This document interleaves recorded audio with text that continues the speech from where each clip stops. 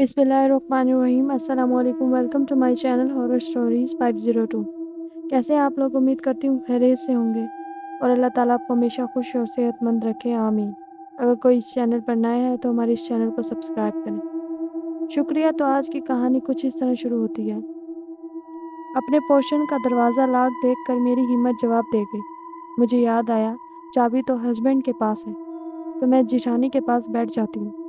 ये सोचकर मैं मुड़ी तो मुझे अपने पीछे से अपने ही घर के अंदर से आवाज़ आई, कौन साहब? और मैं सकते में आ गई। मैं हैरान और परेशान खड़ी थी और मुझे लगा कि मैं हिली भी तो कोई आफियत मुझे जकड़ लेगी। और इसी लम्हा मुझे ज़ेने पे किसी की चाप महसूस हुई। फिर मुझे होश ना रहा और मैं चकरा कर वहीं गिर गई। मुझे ऐसे महसूस हो रहा था जैसे मैं किसी बिस्तर पे बेसुध पड़ी हूँ और मेरा जिस्म अनदेखी रस्सियों से जकड़ा हुआ है। मैं ना हाथ हिला सकती हूँ और ना पैर। सर बेहद भारी था, जैसे मेरे दिमाग में लोहा भर दिया गया हो। मैंने आंखों को जबनिश दी तो मेरे पट्टे भी बेहद भारी थे। मुझे अपने बेबसी पे बहुत रोना आया और जैसे ही मेरे आंसू निकले, मेरी आंखें खुलने के काबिल हो गई। मैंने धीरे धीरे आंखें खोली तो किसी अनजान कमरे में एक पलंग पे मेरा वजूद बेसुध पड़ा था और कमरे में बहुत हल्की सी रोशनी थी। और बहुत जल्द मुझे अंदाज़ा हो गया कि वो रोशनी एक दिए की थी, जो दीवार के अंदर बने हुए एक खाने में रखा जल रहा था। मुझे ये दीवार, ये खाना और ऐसे दिया रखा याद आया कि मैंने कहीं देखा है। दिमाग तो भारी था, फिर भी दिया देखकर मैं बेचैन हुई और एकदम मेरे होशान खता हुए। ये तो वही अम्मी के बराबर वालों के घर का कमरा है। हम ऐसे ही इन्हें हर जुमेरात को दिया जलाते हुए देखते आए हैं। मगर हैरत की वजह ये थी कि मैं यहाँ वापस कैसे आई। मुझे याद आया कि मैं अपने घर के दरवाजे पे चकरा कर गिर गई थी। ये सब मेरे साथ क्या हो रहा था? मैं वापस यहाँ कैसे? मैं हिल नहीं पा रही थी, बस सर हिला सकती थी, आंखें घुमा सकती थी, मगर बहुत वक्त से कि अचानक खटक करके दरवाज़ा खुला। मुझ पे हैबत तारी होने लगी और फिर मुझे आवाज़ आई, अरे शैला! को होश आ गया। ये आवाज़ इन्हें चौथे नंबर वाली आंटी की थी जो बिल्लियों पे गुस्सा करने भागी थी। मगर ये किससे बात कर रही हैं? मैंने गर्दन घुमाना चाही मगर मैं कामयाब ना हो सकी। शुक्र है होश आ गया। ये काफ़ी बीमार हो गई हैं, बेचारी इतनी सी उम्र में इतनी तकलीफ़ सह रही हैं। मुझे समझ आ रही है ये आवाज़ सबसे बड़ी आंटी की थी जो अशरत आंटी से भी बड़ी थी। फिर वो मेरे पास आईं और प्यार से मेरे सर पे हाथ फेरा। अब मैं इन्हें देख सकती थी, पर मैं सिर्फ़ इन्हें देख सकती थी। मैं कुछ बोलना चाहती थी मगर इन्होंने अपनी उँगली अपने होठों पे रखी और पर इसरार अंदाज में कहने लगी, बोलना नहीं, चुप रहोगी तो किसी को तुम्हारे यहाँ होने का पता भी नहीं लगेगा, और अगर पता चल गया तो फिर एकदम कमरा खुलने की दोबारा आवाज़ आई और वो ऐसे खौफ से साकत हुई कि जैसे अगर बोलेगी तो इनकी सांस निकल जाएगी। एक और आंटी जो अशरत आंटी से छोटी थी और तीसरे नंबर की थी, वो मेरे पैरों के पास आकर रुक गई। इन्होंने इसी मखसूस मुस्कुराहट से मुझे देखा जिससे अब तक तमाम बहनें देखती आ रही थी। वो कम बात किया करती थी, बस हमारी बातें सुनकर मुस्कुराती रहती थी। इस वक्त भी वो सिर्फ मुस्कुराई थी और थोड़ी देर में ही इनकी शक्ल बदलना शुरू हो गई। पहले इनकी आंखों से आंसू गिरना शुरू हुए और फिर वो खून में बदल गए। इनका दहाना चौड़ा होता गया और जैसे इनके दांत बड़े होने लगे। मैं ना दहशत से चीख पा रही थी, ना खुद को हिला पा रही थी। मेरे मुंह से घटी-घटी चीखें निकल रही थी। मेरी आंखों से गरम-गरम आंसू निकल रहे थे। मेरा मुंह बोलने की कोशिश में टेढ़ा हो रहा था और राल भी बह रही थी। इस वक्त कमरे में बस मैं और वो थी और देखते ही देखते इनका मुंह इतना चौड़ा हो गया जैसे किसी शार्क का होता है। इन्होंने एक भयानक चीख मारी और मुंह खोलते ही मेरे जानिब बढ़ी, मगर अचानक इन्हीं की तरह दूसरी आफियत ने इन पे झपट्टा मारा। अब वो दोनों गुदम-गुदा थीं और इन दोनों की गुर्राहट इतनी खौफनाक थी जैसे भेड़िए आपस में लड़ रहे हों। इन दोनों में से जिसको भी ज़ख्म लगता इसके मुंह से बिल्ली के रोने जैसी वहशियाना आवाज़ निकलती और फिर वो दहाड़ कर बदल लेती। ये इंतहाई नाकाबिले यकीन मंज़र मेरी आंखों के सामने था। ऐसे तो फिल्मों में होता था, मैं तो फिल्मों में भी ना देख पाती थी और अब देखने पे मजबूर थी और मैं बेबस थी, बस घटी-घटी आवाज़ें निकाल कर रोए जा रही थी। और फिर एक आफिया तड़पती हुई गिरी, फिर गायब हो गई और दूसरी ने अचानक इंसानी रूप धारा तो मेरी जान जैसे आंखों में आ गई हो। वो इशरत आंटी थी जिनका इंतकाल हो चुका था। इन्होंने मेरे पास आकर अपनी बहनों की तरह मुस्कुरा दी। वो काफ़ी जख्मी थी, जगह-जगह से खून बह रहा था, मगर वो मुस्कुरा रही थी। वो मेरे पास ही कुर्सी पर बैठ गई और कहने लगी, ये सब मुझे बहुत तंग करते हैं। میں تنہا یہاں رہتے رہتے تھک گئی ہوں، کسی بہن بھائی کو میرا خیال نہیں۔ تم تو جانتی ہو نا مجھے تنہائی سے کتنا خوف آتا ہے۔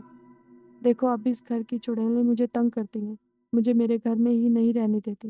یہ کہہ کر وہ انتہائی کرب سے رونے لگی، مگر ان کے رونے سے انسانی آوازوں کے بجائے کسی جانور کے رونگ کی انتہائی وحشت ناک آوازیں پیدا ہو رہی تھیں۔ مجھے لگا وہ آوازیں میرے کانوں میں گھس کر شاید میرے کان کے پردے پھاڑ دیں گی۔ چیخنے کی کوشش میں بس اتنا ہی کہہ پا رہی تھی کہ اچانک جو آواز آئی اس پہ میں نے فوراً آنکھیں کھول دی۔ عشرت آنٹی حیوانی آوازوں کے ساتھ روتے ہوئے میرا ہاتھ دبوچے مجھ سے بس ایک ہی سوال کر رہی تھی کہ تم جاؤ گی تو نہیں نا؟ اور میں آنکھیں میچے بس گھٹی آوازوں سے روتی جا رہی تھی کہ ایک آواز پہ میں نے آنکھیں کھول دی۔ شیلا، شیلا اٹھو، کیا ہوا؟ کس سے ڈر رہی ہو؟ اٹھو، شاباش کی آواز نہیں تھی، میرے لیے زندگی تھی، کیونکہ وہ میرے شوہر کی آواز تھی اور وہ میرا ہاتھ تھامے مسلسل مجھے تسلی دے رہے تھے، اور میں اپنے ہی کمرے میں اپنے بستر پر لیٹی بے آواز روئے جا رہی تھی۔ شاید یہ رونا کسی ڈر، کسی خوف کا نہیں، بلکہ ایک عفریت سے جان چھوٹنے کا تھا۔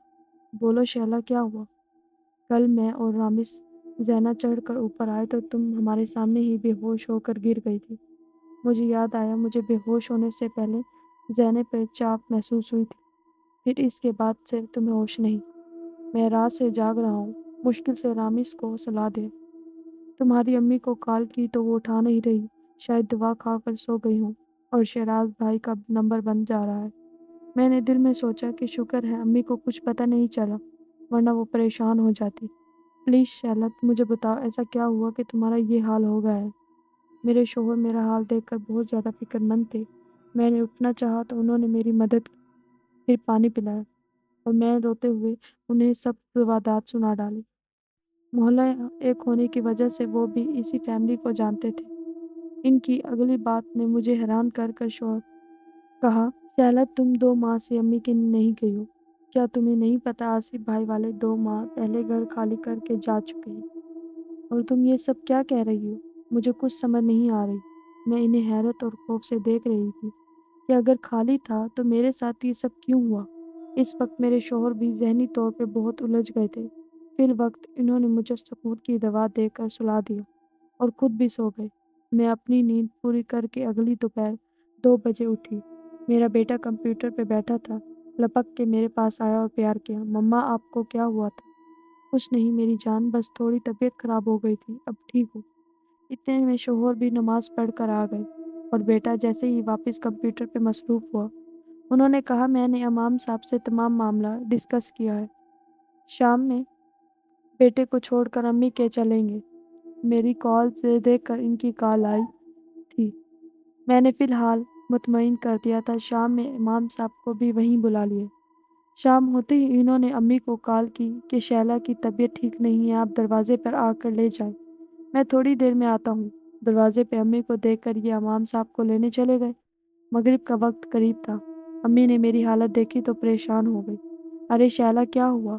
میرا ہاتھ تھام کر اندر لے آئی، مگر راستے میں ان کا ڈرائنگ روم پڑتا تھا تو انہوں نے کہا دیکھو تو کون آیا ہے، تمہاری طبیعت ابھی ٹھیک ہو جائے گی۔ اور جب میرا ہاتھ پکڑے وہ ڈرائنگ روم میں داخل ہوئے تو وہاں موجود مہمانوں کو دیکھ کر میری آنکھیں وحشت سے کھلی رہ گئی۔ وہاں چاروں آنٹیاں موجود تھیں، عشرت آنٹی کے علاوہ۔ میں نے مڑ کر امی کو پکارا، امی یہ، مگر امی کا نام و نشان نہ تھا، اور ان کی جگہ عشرت آنٹی کھڑی تھی، اسی مخصوص مسکراہٹ کے ساتھ۔ میں نے مڑ کر تمام آنٹیوں کو دیکھا، وہ سب وحشت ناک مسکراہٹ سے مجھے گھور رہی تھیں۔ آؤ شیلا، رک کیوں گئی؟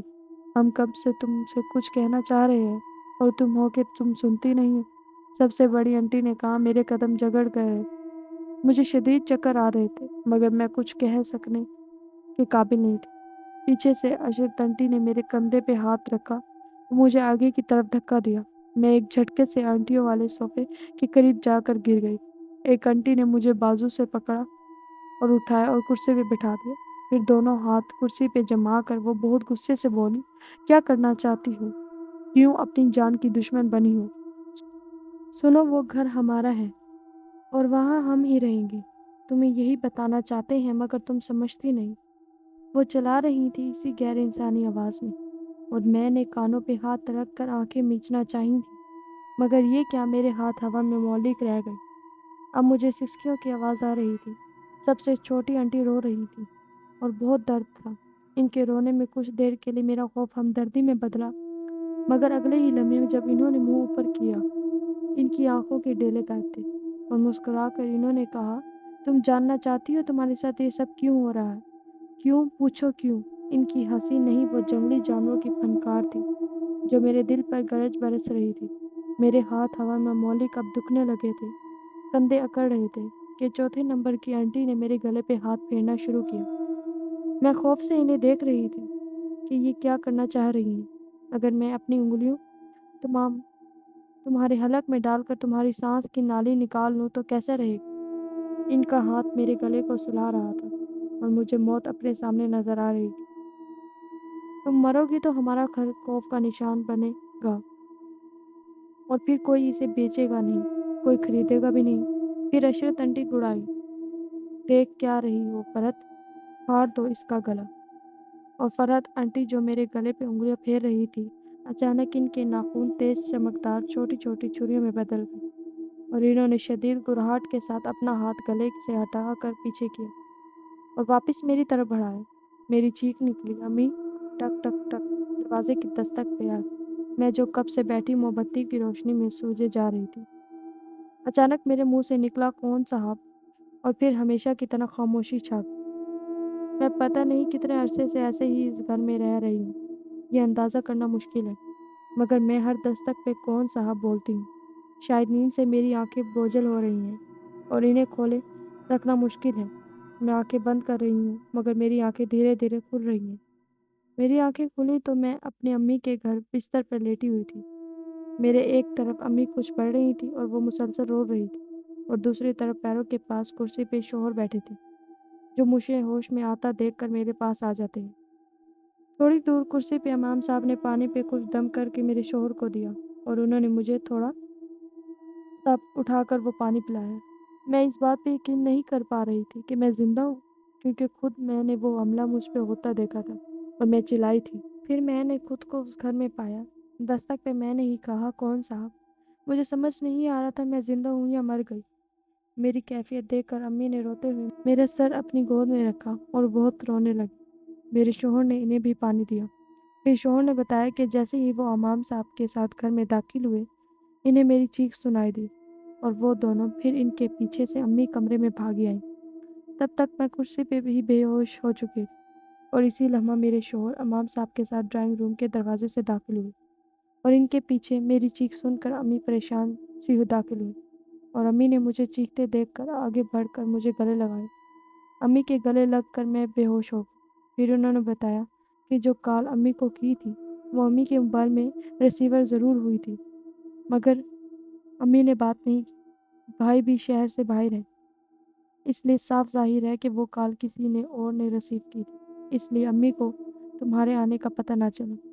میں چونکی پھر میں نے روتے ہوئے ساری روادات ان سب کو سنائی۔ پھر امام صاحب جو کہ اسی محلے سے وابستہ تھے، انہوں نے بتایا، آصف بھائی کے بہنوئی میرے پاس پچھلے ہفتے آئے تھے کہ وہ سب یہ گھر بیچنا چاہتے ہیں، مگر کچھ نہ کچھ ایسا ہوتا ہے کہ جو بھی گھر دیکھتا ہے منع کر جاتا ہے، اور میں ان کے کہنے پر گھر چیک کر ہوں۔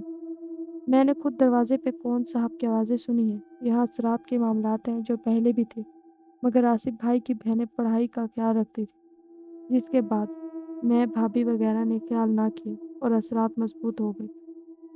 آپ بے فکر رہیں، میں نے آپ کا اور اس گھر کا احساس کر دیا ہے۔ ہوتا ہے کبھی کبھی اثرات اپنا آپ ظاہر کرنے کے لیے انسانی وجود کا سہارا لیتے ہیں، مگر آپ کی خوش نصیبی یہی رہی ہے کہ آپ ماشاءاللہ دعا اور احسار باندھ کر نکلتی ہیں، اور اللہ کے کلام کے آگے کوئی شیطانی طاقت کچھ نہیں کر سکتی، وہ صرف آپ کو خوف زدہ کر سکے گی۔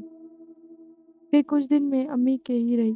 شروع سے ہی ہماری امی نے ہمیشہ ہمیں دعائیں اور احسار باندھنے کی عادت ڈالی تھی، جس کی وجہ سے میں کسی بڑے نقصان سے محفوظ رہی۔ اس گھر کے اثرات کا بھی روحانی علاج سے توڑ ہوا ہے اور اب وہاں نئی فیملی رہتی ہے۔ مزید اچھی کہانیاں سننے کے لیے ہمارے اس چینل کو سبسکرائب کریں۔ تب تک کے لیے شکریہ، خدا حافظ۔